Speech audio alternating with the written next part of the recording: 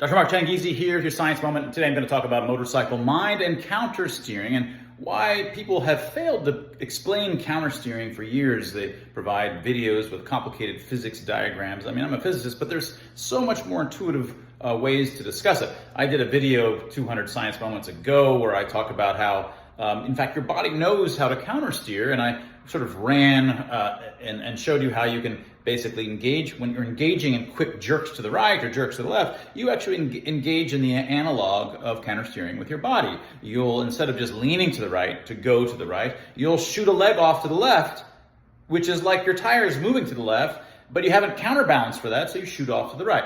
Your body understands countersteering, it's just that you're not consciously aware of it. And countersteering is crucial on a motorcycle for why we become one with the bike, which is crucial to the experience of the bike, as I talk about in Motorcycle Mind. But today, there's an even easier example I wanted to quickly walk you through, and you don't even have to be moving. You can just be stationary. So let me switch over to, I'm going to show you my legs and my feet on the ground in a stationary situation, and how you can initiate movement in one of two ways: by leaning or by the counter-steering analog. All right, so here I've got one tire on the ground. It happens to be built out of 2 feet. Now I'm going to lean to my right in 2 different ways. In one way, I'm just going to begin leaning with my body, and then eventually, well, I have to take a step to the right. So leaning can push me to the right. But an alternative is, rather than leaning, which then causes my wheel in some sense to go right, is instead to suddenly make my wheel leftward heavy. In other words, I'm going to make it as if I'm steering to the left, but I'm not going to lean. I'm just going to lift up my right foot. I'm not going to lean at all, and when I lift up my right foot, I fall to the right. I haven't leaned left.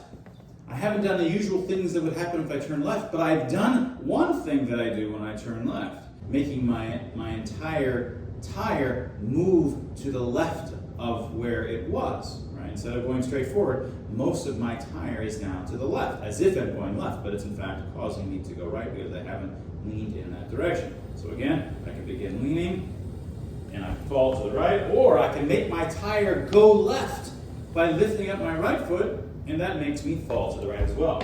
The latter is countersteering. Now I'm going to do the same thing just with one foot. You can just do it as, imagine I'm on one foot and I'm going to hop away. Standing here, I'm just going to start leaning to the right, and eventually I'm going to have to hop to the right by virtue of that lean. But the other way is to instead, if you subtly look at my foot, I'm going to tilt my foot leftward. So without leaning my body to the left, I'm just going to suddenly tilt my foot leftward, and that's effectively my tire will have moved to the left.